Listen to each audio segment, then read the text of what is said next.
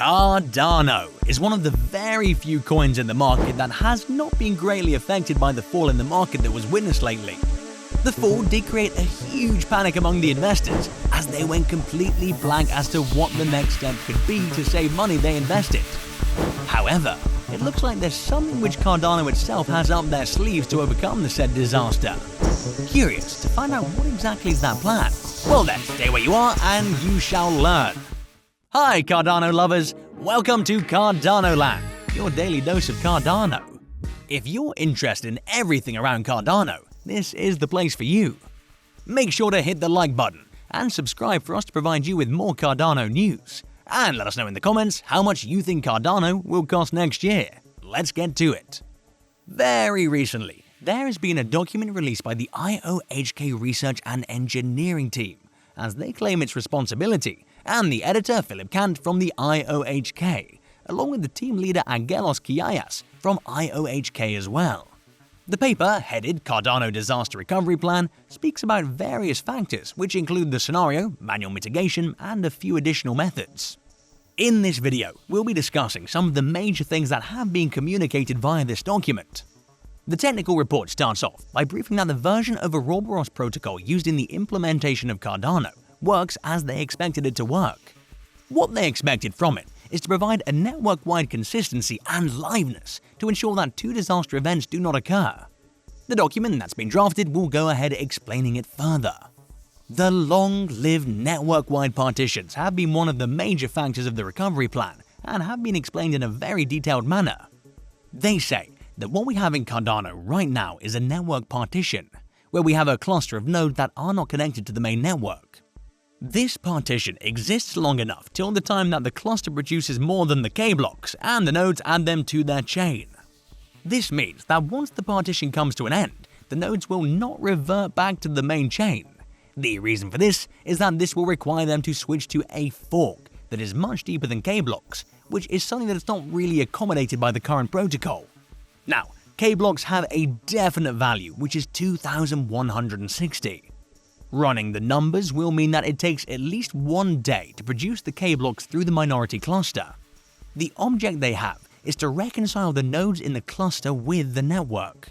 To overcome the situation, they've come up with a process to manually mitigate the same. They'll now be adding the functionality to the node that will allow switching manually to a deep fork.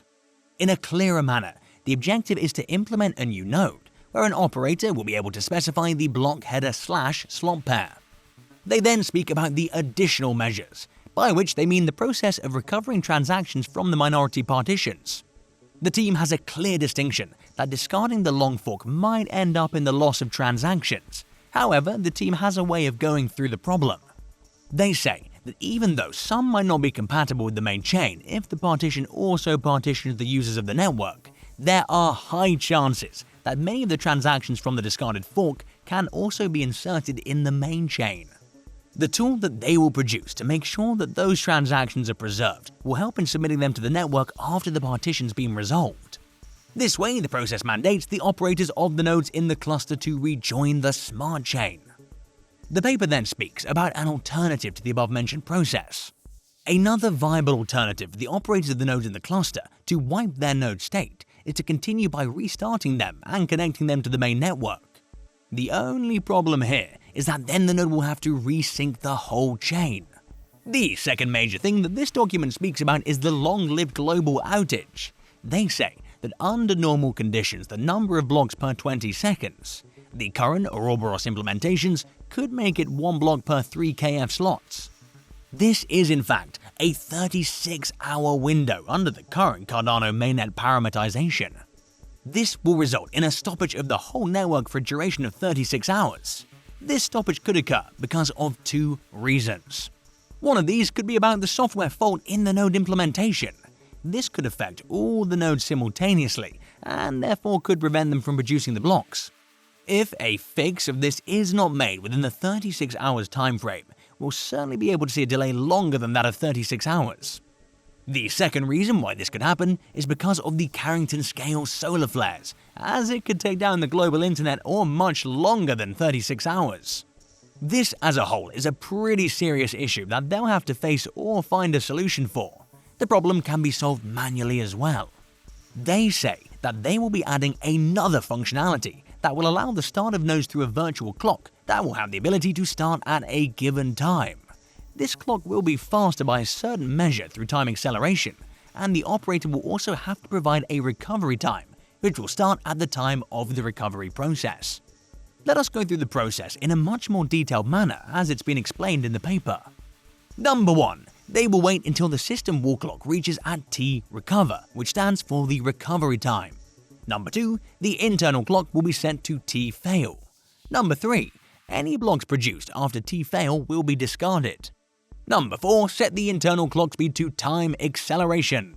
Number 5. Produce, send, or accept any blocks based on the internal clock and not the system clock. And number 6. Wait till there is no gap between the internal clock and the system clock before starting to resume normal operations. A manual coordination will be very important between the stake pool operators. This is after this functionality is implemented. They also will need to determine the best T-fail, T-acceleration, and T-cover value based on the historical data and the predictions, therefore for the near future.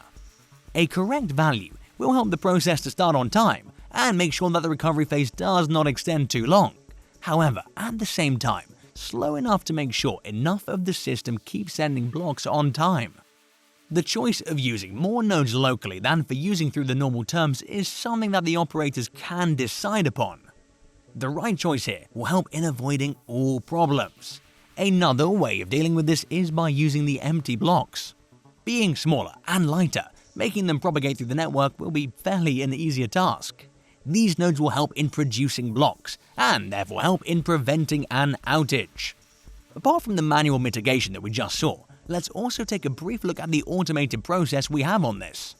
This will require a new version of Ouroboros, which is currently under development. The objective here is to recover the global outages of indefinite length automatically, without human interference. The reaction by people to this paper has been divisive. Many people were spotted congratulating the team for being able to contemplate the issues that could be seen in the long run, while the others were a bit skeptical of the entire situation. There are high chances that many have just misunderstood the entire paper by just reading a few lines of it. One of the examples of that could be when people start exclaiming about the outage, though the paper clearly explains how there have been instances where people just were too insecure about it. Though the document has also turned out to be an opportunity for many to start contemplating the coin, there are high chances that we'll see a huge number of people getting impressed by the same and start trading them. The plan they've drafted seems like a good option. As all the prices are taking a bad dip, there was a need for such an action to make sure we do not end up in a worse manner. We hope you liked today's video. Let us know in the comments how much you think Cardano will cost next year after these major updates. And make sure to subscribe and give us a thumbs up. See you next time at Cardano Land.